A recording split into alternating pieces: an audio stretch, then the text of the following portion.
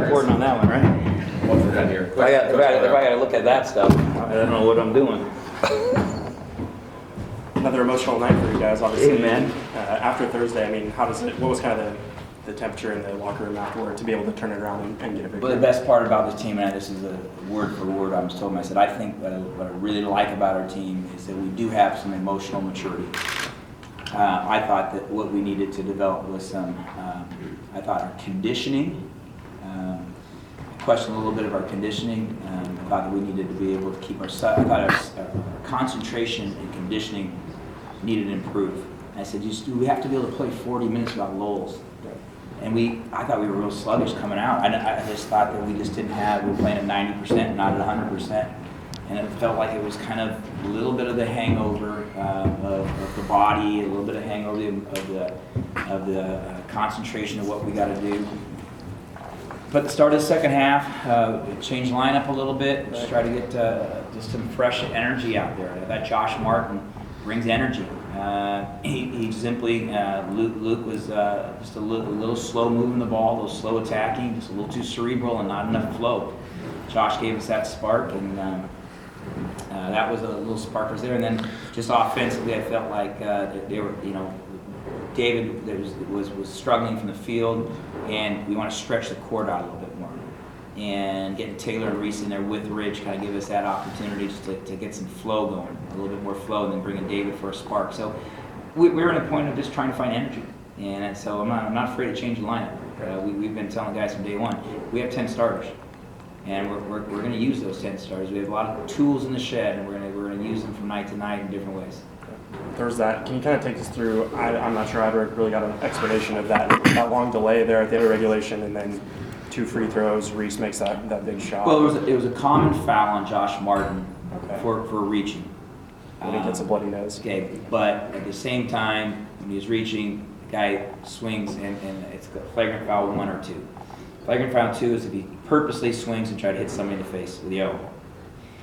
Any elbow to the face, whether it's on purpose or not, is at least a flagrant 1. So to get guys to chin it and hold it and not bring it across. Well, Josh was clearly hit. He had the blood to prove that. But they have to then go look at the camera to confirm he wasn't faking. If he appears to have been faking the hit, then it's a technical on the player now for faking and flopping. Right. So they had to look at that to confirm he was hit by the elbow. And so that resulted in 2 shots for them because of the foul, the common foul. Right. 2 shots for us, which anybody can shoot him because it was a technical foul. And then the ball out of bounds because you lose possession at the completion of a technical foul. So we got it back in there. Reese Morgan went 5-point play. 2 free throws, top there, the 3. Reese has really bad knees, but I think they feel pretty good tonight after playing 54 minutes or whatever we had. You talked about being a little sluggish at the beginning. What did you talk to him about at halftime, and what was the conversation then? Yeah, sometimes even talk isn't as important as action, and I subbed 2 guys out, and that was the biggest thing. Is that when you lose a position, and you try to find guys that are bringing that energy, and we needed a spark, and I think we found it. And everybody's got to understand, for us to be successful, we have to be a great team. The ball's got to keep moving. Tonight, one stat I'm really interested in seeing is there it is. That's one I really want to see. The 2 ones, I knew we won the rebounding battle. We are now 5-2 when we win the rebounding battle. And we have 20 assists and 11 turnovers. Obviously, that 20 assist number is inflated because of an extra 10 minutes. But the only 11 turnovers, I'm sure that we only have 10. I can't remember myself turning it over in the overtime periods.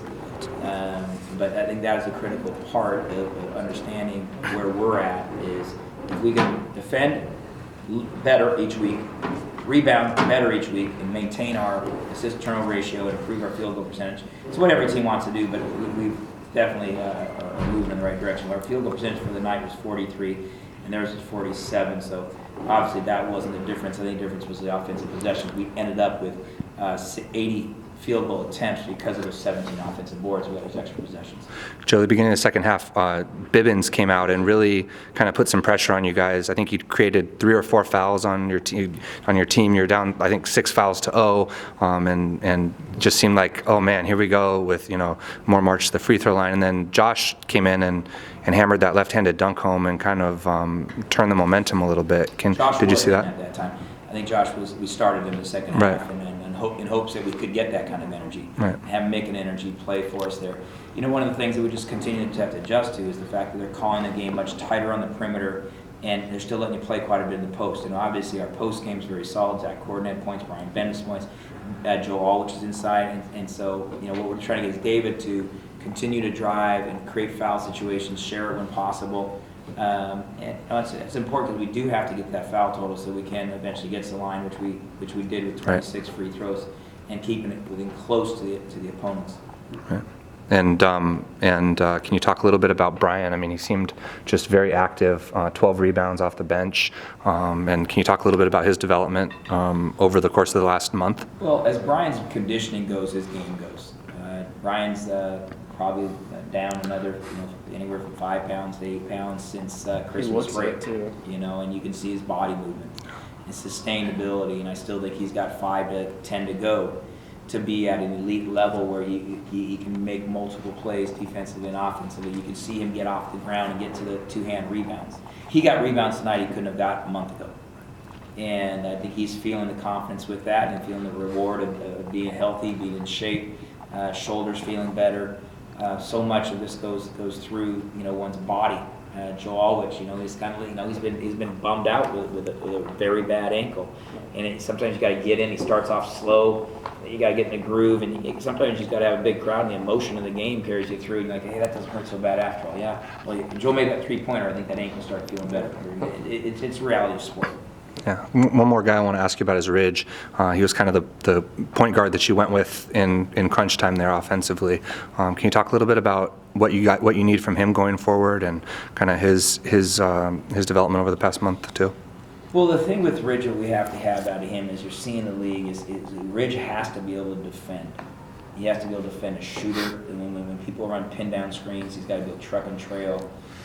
We know certain out-of-bounds plays, there's only one way to guard him. You got to go over the top and chase him. We want him to curl into the bigs. We can't give up threes that way over the top of the screens. I thought Ridge did an excellent job Thursday night against Gabe Vincent in the second half. That was the catalyst of our comeback defensively, is that Ridge was able to chase him and road runner right into him. We called it a stop right there. It took the shots away. I mean, the kid had 5 or 6 in the first half and then only 1 in the second half, and that was hats off to Ridge on that. Now you had a different kind of situation where you've got to chase a guy who's a ball handler. And so there's 2 or 3 different types of defensive commitments we got to get out of somebody. And he's starting to realize that's why Jamal Johnson was starting ahead of him his senior year, which came as freshman. Like, I think I'm as good as that guy. I said, well, maybe you are when it comes to dribbling, passing, or shooting, but there's a 50% of the game that's more important. It's defending somebody. Ridge is becoming that kind of a conscientious defender for us. And that's important. He's taking pride in it. He's enthusiastic about it. And now we have to be able to make that adjustment, because now he's got to be able to guard a guy who's handling the ball, attacking it. It's a kind of the growing process. And tonight was such an emotional roller coaster. I mean, you've got the crowd, big plays by Zach Martin, long reviews by the referees. Zach Martin or Zach Gordon or Josh Martin. You put them together, that's a good one. Yeah, I meant Josh Martin. There we go. As a coach, how do you kind of keep them level-headed, especially late in the game, close game like that? They seem to be very focused towards the end of the game. Yeah, you know what? I thought 2, 3, 4 years ago, when we got a big dunk or a big play, the crowd went nuts. I was always worried about our team's emotional. They got so excited, they were jumping up and down and pumping their fists at the crowd. And we'd go to the timeout and we'd call something and they'd go out on the floor and they didn't know what we said. And now we have guys that have been there, done that. Guys have been on TV more. Guys have been more athletes. We have more dunks tonight. I mean, it used to be exciting to get a dunk. Now we have multiple players that are above the rim. I mean, anybody's watched us for 7 years of growth, and you look at the physical talent. We were as athletic as Long Beach State. That's rare. We have not said that in the past, but our athleticism is starting to, over the course of recruiting, we're starting to show that a little more length and bounce and athleticism to make those plays. So to answer the question is, that happens more in practice, it happens more in games, and we've had more experience. I think our guys can get excited and emotional high, and then we bring them back in a timeout, and they're like, okay. It's just, when it happens more, you're better at it. We're more used to big crowds, big arenas, big games, intense situations, and I think that we're maybe turning the corner a little bit to how to keep your poise down the stretch and finish it out with big rebounds.